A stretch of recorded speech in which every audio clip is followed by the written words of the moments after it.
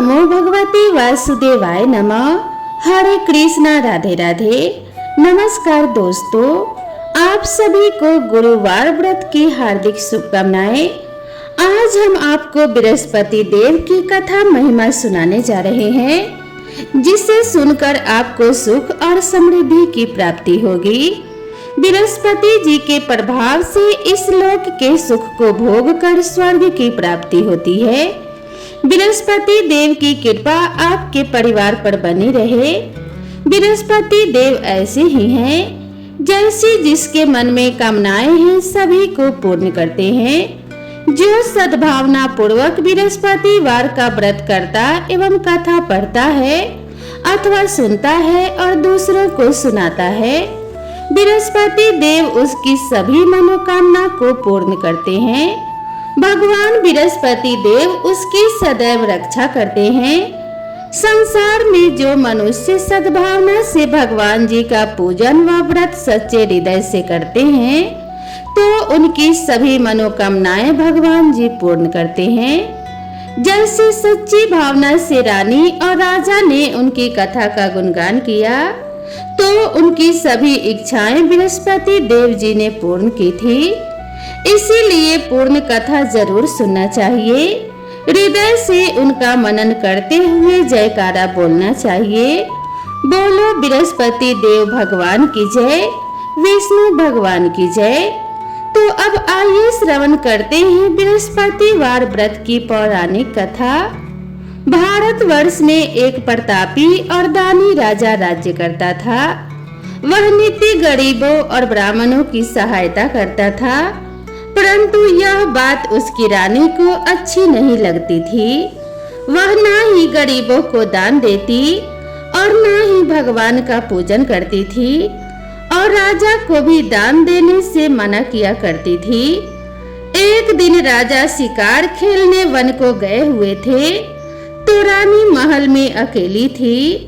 उसी समय बृहस्पति देव साधु वेश में राजा के महल में भिक्षा मांगने के लिए गए और भिक्षा मांगी, तो रानी ने भिक्षा देने से इनकार किया और कहा कि हे साधु महाराज, मैं तो दान और पुण्य से तंग आ गई हूँ। मेरा पति सारा धन लुटाते रहता है। मेरी इच्छा है कि हमारा धन नष्ट हो जाए, फिर ना रहेगा बांस और ना बजेगी बांसुरी। साधु ने कहा, देवी तुम तो बड़ी विचित्र हो। धन और संतान तो सभी चाहते हैं, पुत्र और लक्ष्मी तो पापी के घर भी होने चाहिए। यदि तुम्हारे पास अधिक धन है तो भूखों को भोजन दो, प्यासों के लिए प्याऊ बनवाओ, मुसाफिरों के लिए धर्मशालाएं खुलवाओ। जो निर्धन अपनी कुंवारी कन्याओं का विवाह नहीं कर सकते, उनका विवाह करा दो। ऐसे और कई काम हैं जिनके करने से तुम्हारा यश लोक परलोक में फैलेगा। परंतु रानी पर उपदेश का कोई प्रभाव ना पड़ा। वह बोली, महाराज आप मुझे कुछ ना समझाए। मैं ऐसा धन नहीं चाहती जो हर जगह बांटती फिरूं। साधु ने उत्तर दिया कि यदि तुम्हारी ऐसी ही इच्छा है तो तथास्तु। तुम ऐसा करना कि बृहस्पतिवार को घर लीपकर पीली मिट्टी से अपना सिर धोकर स्नान करना, भट्टी चढ़ाकर कपड़े धोना। ऐसा करने से आपका सारा धन नष्ट हो जाएगा। इतना कहकर वह साधु महाराज वहां से आलोप हो गए। साधु के अनुसार कई बातों को पूरा करते हुए रानी को केवल 3 बृहस्पतिवार ही बीते थे कि उसकी समस्त धन संपत्ति नष्ट हो गई। राजा और रानी भोजन के लिए तरसने लगे।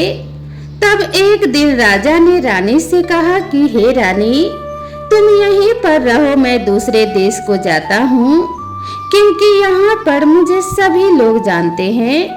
इसीलिए मैं कोई छोटा कार्य भी नहीं कर सकता।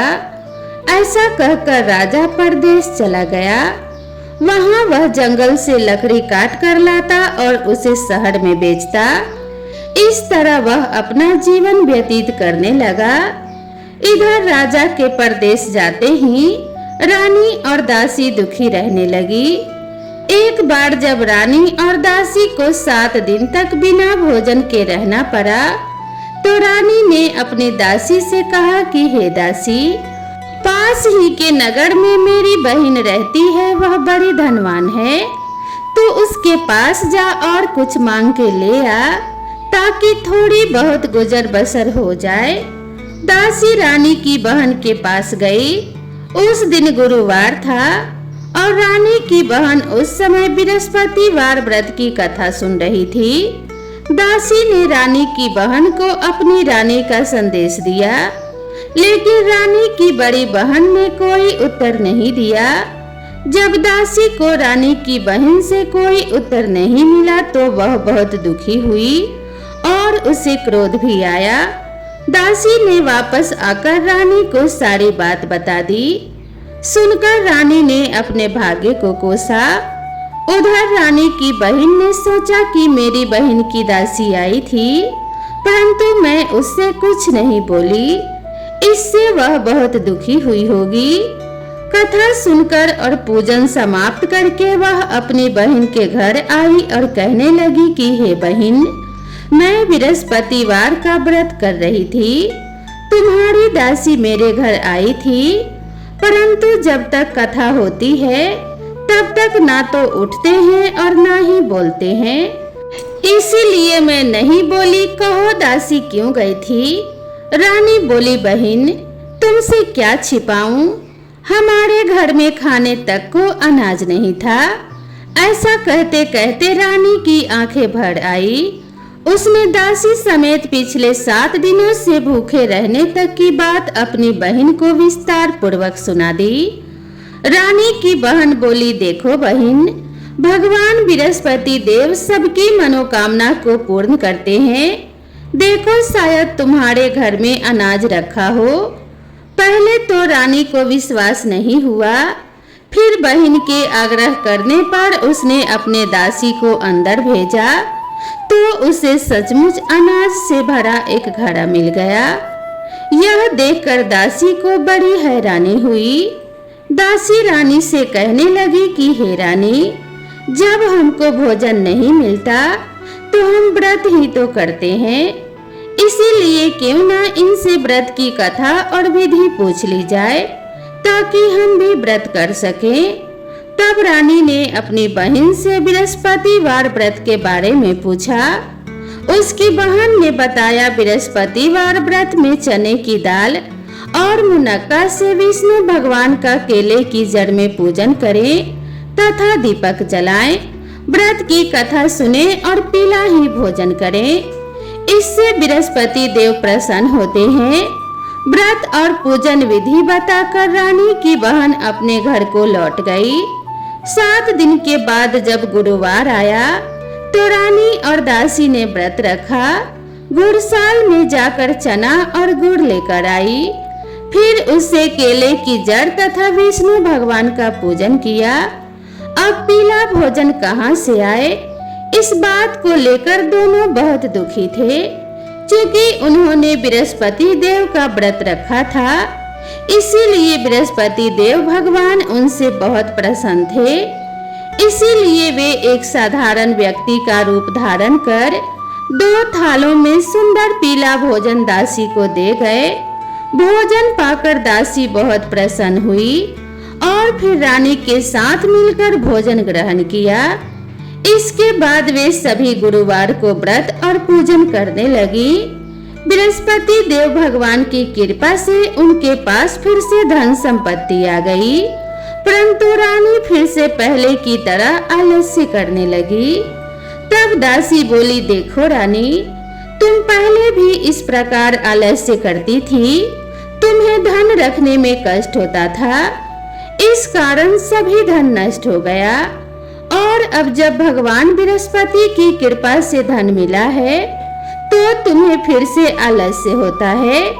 रानी को समझाते हुए दासी कहती है कि बड़ी मुसीबतों के बाद हमने यह धन पाया है, इसीलिए हमें दान पुण्य करना चाहिए, भूखे मनुष्यों को भोजन कराना चाहिए और धन को शुभ कार्यों में खर्च करना चाहिए, जिससे तुम्हारे कुल का यश बढ़ेगा। स्वर्ग की प्राप्ति होगी और पितर प्रसन्न होंगे। दासी की बात मानकर रानी अपना धन शुभ कार्यों में खर्च करने लगी, जिससे पूरे नगर में उसका यश फैलने लगा। बृहस्पतिवार व्रत कथा के बाद श्रद्धा के साथ आरती की जानी चाहिए। इसके बाद प्रसाद बांटकर उसे ग्रहण करना चाहिए। एक दिन राजा दुखी होकर जंगल में एक पेड़ के नीचे आसन जमा कर बैठ गया। वह अपनी दशा को याद करके व्याकुल होने लगा। बृहस्पतिवार का दिन था। एकाएक उसने देखा कि निर्जन वन में एक साधु प्रकट हुए। वह साधु वेश में स्वयं बृहस्पति देवता थे। लकड़हारे के सामने आकर बोले कि हे लकड़हारे, इस सुनसान जंगल में तू चिंता मगन क्यों बैठा है? लकड़हारे ने दोनों हाथ जोड़कर प्रणाम किया और उत्तर दिया, महात्मा जी आप सब कुछ जानते हैं, मैं क्या कहूँ? यह कहकर वह रोने लगा और साधु को अपनी आत्मकथा सुनाई। महात्मा जी ने कहा, तुम्हारी स्त्री ने बृहस्पतिवार के दिन भगवान बृहस्पति का निरादर किया था, जिसके कारण रुष्ट होकर उन्होंने तुम्हारी यह दशा कर दी। अब तुम चिंता को दूर करके मेरे कहने पर चलो तो तुम्हारे सब कष्ट दूर हो जाएंगे और भगवान पहले से भी अधिक धन संपत्ति देंगे। तुम बृहस्पतिवार के दिन कथा किया करो और 2 पैसे के चने मुनक्का लाकर उसका प्रसाद बनाओ और शुद्ध जल से लोटे में शक्कर मिलाकर अमृत तैयार करो। कथा के पश्चात अपने सारे परिवार और सुनने वाले प्रेमियों में अमृत व प्रसाद बांटकर आप भी ग्रहण करो। ऐसा करने से भगवान तुम्हारी सब मनोकामनाएं पूरी करेंगे।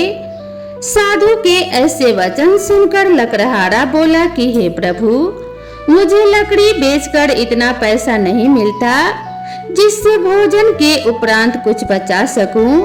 मैंने रात्रि में अपने स्त्री को व्याकुल देखा है। मेरे पास कुछ भी नहीं है जिससे मैं उसकी खबर मंगा सकूं। साधु ने कहा कि हे लकड़हारे, तुम किसी बात की चिंता मत करो। बृहस्पतिवार के दिन तुम रोजाना की तरह लकड़ियां लेकर शहर को जाओ। तुमको रोज से दुगना धन प्राप्त होगा, जिससे तुम भली भांति भोजन कर लोगे तथा बृहस्पति देव की पूजा का सामान भी आ जाएगा। इतना कहकर साधु अंतर्ध्यान हो गए। धीरे धीरे समय व्यतीत होने पर फिर वही बृहस्पतिवार का दिन आया। लकड़हारा जंगल से लकड़ी काटकर किसी शहर में बेचने गया। उसे उस दिन और दिन से अधिक पैसा मिला। राजा ने चना गुड़ आदि लाकर गुरुवार का व्रत किया। उस दिन से उसके सभी कलेश दूर हुए। परंतु जब दोबारा गुरुवार का दिन आया तो बृहस्पतिवार का व्रत करना भूल गया। इस कारण बृहस्पति भगवान नाराज हो गए। उस दिन उस नगर के राजा ने विशाल यज्ञ का आयोजन किया तथा शहर में यह घोषणा करा दी कि कोई भी मनुष्य अपने घर में भोजन न बनावे न आग जलावे। समस्त जनता मेरे यहाँ भोजन करने आवे। इस आज्ञा को जो न मानेगा उसे फांसी की सजा दी जाएगी। इस तरह की घोषणा संपूर्ण नगर में करवा दी गई। राजा की आज्ञा अनुसार शहर के सभी लोग भोजन करने गए, लेकिन लकड़हारा कुछ देर से पहुंचा। इसीलिए राजा उसके अपने साथ अपने घर ले गए और ले जाकर भोजन करा रहे थे तो रानी की दृष्टि उस खूंटी पर पड़ी जिस पर उसका हार लटका हुआ था। वह वहां पर दिखाई नहीं दिया। रानी ने निश्चय किया कि मेरा हार इस मनुष्य ने चुरा लिया है। उसी समय सिपाहियों को बुलाकर उसको कारागार में डलवा दिया। जब लकड़हारा कारागार में पड़ गया और बहुत दुखी होकर विचार करने लगा कि ना जाने कौन से पूर्व जन्म के कर्म से मुझे यह दुख प्राप्त हुआ है, और उसी साधु को याद करने लगा जो कि जंगल में मिला था। उसी समय तत्काल बृहस्पति देव साधु के रूप में प्रकट हुए और और उसकी दशा को देखकर कहने लगे, अरे मूर्ख, तूने बृहस्पति देव की कथा नहीं करी, इस कारण तुझे दुख प्राप्त हुआ है। अब तू चिंता मत कर, बृहस्पतिवार के दिन कारागार के दरवाजे पर 4 पैसे पड़े मिलेंगे, उनसे तू बृहस्पति देव की पूजा करना, तेरे सभी कष्ट दूर हो जाएंगे। बृहस्पतिवार के दिन उसे 4 पैसे मिले। लकड़हारे ने कथा कही। उसी रात्रि को बृहस्पति देव ने उस नगर के राजा को स्वप्न में कहा कि हे राजा, तुमने जिस आदमी को कारागार में बंद कर दिया है वह निर्दोष है, वह राजा है, उसे छोड़ देना। रानी का हार उसी खूंटी पर लटका है, अगर तू ऐसा नहीं करेगा तो मैं तेरे राज्य को नष्ट कर दूंगा। इस तरह रात्रि के स्वप्न को देखकर राजा प्रातः काल उठा और खूंटी पर हार देखकर लकड़हारे को बुलाकर क्षमा मांगी तथा लकड़हारे को योग्य सुंदर वस्त्र आभूषण देकर विदा कर दिया। बृहस्पति देव की आज्ञा अनुसार लकड़हारा अपने नगर को चल दिया। जब राजा अपने नगर के निकट पहुंचा तो उसे बड़ा आश्चर्य हुआ। नगर में पहले से अधिक बाग, तालाब, कुएं तथा बहुत सी धर्मशाला, मंदिर आदि बन गई थी। राजा ने पूछा, यह किसका बाग और धर्मशाला है? तब नगर के सब लोग कहने लगे, यह सब रानी और बांदी के है। तो राजा को आश्चर्य हुआ और गुस्सा भी आया। जब रानी ने यह खबर सुनी कि राजा आ रहे हैं तो दासी से कहा कि हे दासी, देख राजा हमको कितनी बुरी हालत में छोड़ गए थे, हमारी ऐसी दशा देखकर वह कहीं लौट न जाए, इसीलिए तू दरवाजे पर खड़ी हो जा। आज्ञा अनुसार दासी दरवाजे पर खड़ी हो गई। राजा आए तो उन्हें अपने साथ लिवा लाई। तब राजा ने क्रोध करके अपनी रानी से पूछा कि हे रानी, यह धन तुम्हें कैसे प्राप्त हुआ है? तब उन्होंने कहा कि हमें यह सब धन बृहस्पति देव के इस व्रत के प्रभाव से प्राप्त हुआ है।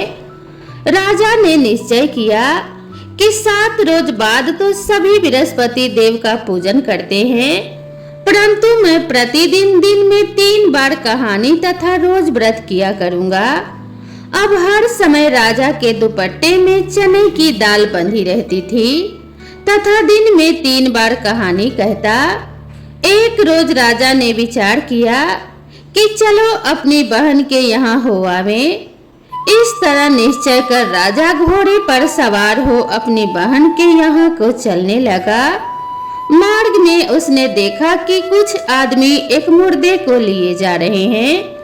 उन्हें रोककर राजा कहने लगा, अरे भाइयों, मेरी बृहस्पति देव की कथा सुन लो।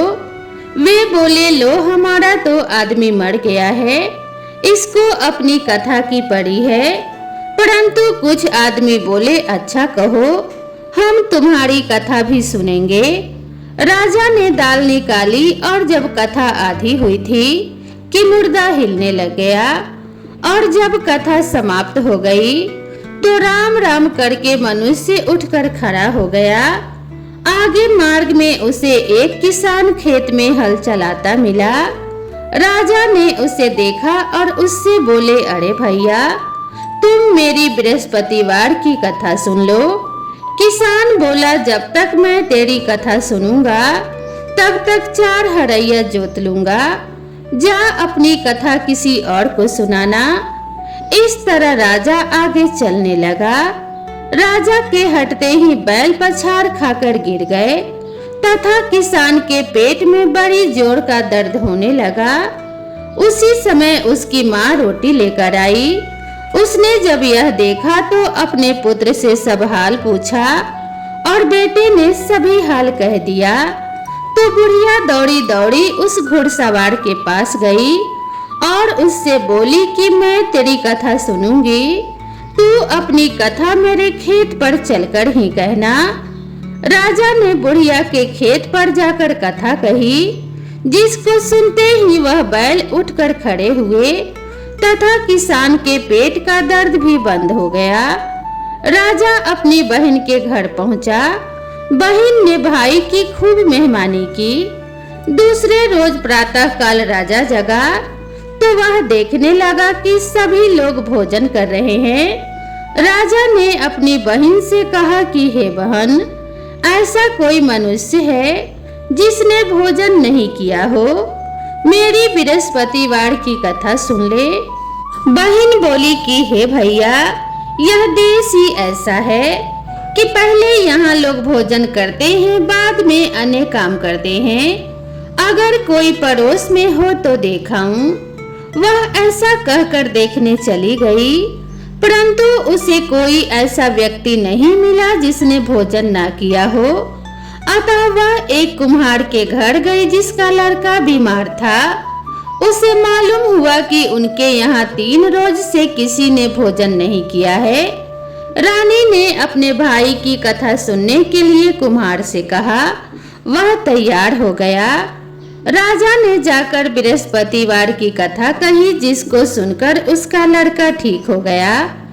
अब तो राजा की प्रशंसा होने लगी। एक रोज राजा ने अपनी बहन से कहा कि हे बहन, हम अपने घर को जाएंगे, तुम भी तैयार हो जाओ। राजा की बहन ने अपनी सास से कहा। सास ने कहा कि हाँ चली जा, परंतु अपने लड़कों को मत ले जाना, क्योंकि तेरे भाई की कोई औलाद नहीं है। बहन ने कहा कि हे भैया, मैं तो चलूंगी पर कोई बालक नहीं जाएगा। राजा बोला, जब कोई बालक नहीं चलेगा तब तुम ही क्या करोगी। बड़े दुखी मन से राजा अपने नगर को लौट आया। राजा ने अपने रानी से कहा कि हम निर्वंशी हैं, हमारा मुंह देखने का धर्म नहीं है और कुछ भोजन आदि नहीं किया। रानी बोली कि हे प्रभु, बृहस्पति देव ने हमें सब कुछ दिया है, वह हमें औलाद अवश्य देंगे। उसी रात को बृहस्पति देव ने राजा से स्वप्न में कहा कि हे राजा, उठ, सभी सोच को त्याग दे, तेरी रानी गर्भ से है। राजा को यह बात सुनकर बड़ी खुशी हुई। 9वें महीने में उसके गर्भ से एक सुंदर पुत्र पैदा हुआ। तब राजा बोला कि हे रानी, स्त्री बिना भोजन के रह सकती है पर बिना कहे नहीं रह सकती। जब मेरी बहन आवे तब तुम उससे कुछ मत कहना। रानी ने सुनकर हाँ कर दिया। जब राजा की बहन ने यह शुभ समाचार सुना तो वह बहुत खुश हुई तथा बधाई लेकर अपने भाई के यहाँ आई। तभी रानी ने कहा कि घोड़ा चढ़कर तो नहीं आई, गधा चढ़ी आई। राजा की बहन बोली, भाभी, मैं इस प्रकार न कहती तो तुम्हें औलाद कैसे मिलती। बृहस्पति देव ऐसे ही हैं, जैसी जिसके मन में कामनाएं हैं सभी को पूर्ण करते हैं। जो सद्भावना पूर्वक बृहस्पतिवार का व्रत करता है एवं कथा पढ़ता है अथवा सुनता है, दूसरों को सुनाता है, बृहस्पति देव उसकी सभी मनोकामना पूर्ण करते हैं। भगवान बृहस्पति देव उसकी सदैव रक्षा करते हैं। संसार में जो मनुष्य सद्भावना से भगवान जी का पूजन व व्रत सच्चे हृदय से करते हैं तो उनकी सभी मनोकामनाएं भगवान जी पूर्ण करते हैं। जैसे सच्ची भावना से राजा और रानी ने उनकी कथा का गुणगान किया तो उनकी सभी इच्छाएं बृहस्पति देव जी ने पूर्ण की थी। इसीलिए पूरी कथा सुनने के बाद प्रसाद लेकर जाना चाहिए। हृदय से उनका मनन करते हुए जयकारा बोलना चाहिए। बोलो बृहस्पति देव की जय, भगवान विष्णु की जय। अब आइए श्रवण करते हैं बृहस्पतिवार व्रत की दूसरी कथा। प्राचीन काल में एक ब्राह्मण रहता था। वह बहुत निर्धन था। उसकी कोई संतान नहीं थी। उसकी स्त्री बहुत मलिनता के साथ रहती थी। वह स्नान न करती, न किसी देवता का पूजन करती। इससे ब्राह्मण देवता बड़े दुखी थे बेचारे। बहुत कुछ कहते थे किंतु उसका कुछ परिणाम न निकला। भगवान की कृपा से ब्राह्मण की स्त्री को कन्या रूपी रत्न पैदा हुई। कन्या बड़ी होने पर प्रातः स्नान करके विष्णु भगवान का जाप व बृहस्पतिवार का व्रत करने लगी। अपने पूजा पाठ को समाप्त करके विद्यालय जाती तो अपने मुट्ठी में जौ भर के ले जाती और पाठशाला के मार्ग में डालती जाती। तब ये जौ स्वर्ण के हो जाते। लौटते समय उनको बीन कर घर ले आती थी। एक दिन वह बालिका सूप में से उस सोने के जौ को फटक कर साफ कर रही थी कि उसके पिता ने देख लिया और कहा कि हे बेटी, सोने के जौ के लिए सोने का सूप होना चाहिए। दूसरे दिन बृहस्पतिवार का दिन था। इस कन्या ने व्रत रखा और बृहस्पति देव से प्रार्थना करके कहा, मैंने आपकी पूजा सच्चे मन से की हो तो मेरे लिए सोने का सूप दे दो। बृहस्पति देव ने उसकी प्रार्थना स्वीकार कर ली। रोजाना की तरह वह कन्या जौ फैलाती हुई जाने लगी। जब लौट कर जौ बीन रही थी तो बृहस्पति देव की कृपा से उसे सोने का सूप मिला। उसे वह घर ले आई और उसमें जौ साफ करने लगी, परंतु उसकी माँ का वही ढंग रहा। एक दिन की बात है कि वह कन्या सोने के सूप में जौ साफ कर रही थी। उस समय उस शहर का राजपुत्र वहां से होकर निकला। इस कन्या के रूप और काड़े को देखकर मोहित हो गया तथा अपने घर आकर भोजन तथा जल त्याग कर उदास होकर लेट गया। राजा को इस बात का पता लगा तो अपने प्रधानमंत्री के साथ उसके पास गए और बोले कि हे बेटा, तुम्हें किस बात का कष्ट है? किसी ने अपमान किया है अथवा और कारण हो सो कहो। मैं वही कार्य करूंगा जिससे तुम्हें प्रसन्नता हो। अपने पिता की राजकुमार ने बातें सुनी तो वह बोला, मुझे आपकी कृपा से किसी बात का दुख नहीं है। किसी ने मेरा अपमान नहीं किया है, परंतु मैं उस लड़की से विवाह करना चाहता हूँ जो सोने के सूप में जौ साफ कर रही थी। यह सुनकर राजा आश्चर्य में पड़ा और बोला कि हे बेटा, इस तरह की कन्या का पता तुम ही लगाओ, मैं उसके साथ तेरा विवाह अवश्य ही करवा दूंगा। राजकुमार ने उस लड़की के घर का पता बतलाया। तब मंत्री उस लड़की के घर गए और ब्राह्मण देवता को सभी हाल बतलाया। ब्राह्मण देवता राजकुमार के साथ अपनी कन्या का विवाह करने के लिए तैयार हो गए तथा विधि विधान के अनुसार ब्राह्मण की कन्या का विवाह राजकुमार के साथ हो गया। कन्या के घर से जाते ही पहले की भांति उस ब्राह्मण देवता के घर में गरीबी का निवास हो गया। अब भोजन के लिए भी अन्न बड़ी मुश्किल से मिलता था। एक दिन दुखी होकर ब्राह्मण देवता अपनी पुत्री के पास गए। बेटी ने पिता की दुखी अवस्था को देखा और अपनी माँ का हाल पूछा। तब ब्राह्मण ने सभी हाल कहा। कन्या ने बहुत सा धन देकर अपने पिता को विदा कर दिया। इस तरह ब्राह्मण का कुछ समय सुखपूर्वक व्यतीत हुआ। कुछ दिन बाद फिर वही हाल हो गया। ब्राह्मण फिर अपनी कन्या के यहाँ गया और सारा हाल कहा तो लड़की बोली कि हे पिताजी, आप माता जी को यहाँ लिवा लाओ, मैं उसे विधि बता दूंगी जिससे गरीबी दूर हो जाए। वह ब्राह्मण देवता अपनी स्त्री को साथ लेकर पहुँचे तो अपनी माँ को समझाने लगी कि हे माँ, तुम प्रातः काल प्रथम स्नान आदि करके विष्णु भगवान का पूजन करो तो सब दरिद्रता दूर हो जाएगी। परंतु उसकी माँ ने एक भी बात नहीं मानी और प्रातः काल उठकर अपनी पुत्री के बच्चों के जूठन को खा लिया। इससे उसकी पुत्री को भी बहुत गुस्सा आया और एक रात को कोठरी से सभी सामान निकाल दिया और अपनी माँ को उसमें बंद कर दिया। प्रातः काल उसे निकाला तथा स्नान आदि करा के पाठ करवाया तो उसकी माँ की बुद्धि भी ठीक हो गई और फिर प्रत्येक बृहस्पतिवार को व्रत रखने लगी।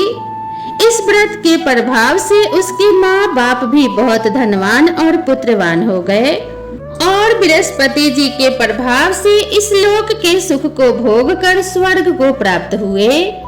तो बोलो विष्णु भगवान की जय, बोलो बृहस्पति देव भगवान की जय। ओम नमो नारायणाय नमः। जय श्री कृष्ण। राधे राधे। दोस्तों, आप सभी को ये कथा कैसी लगी कृपया कमेंट करके जरूर बताएं।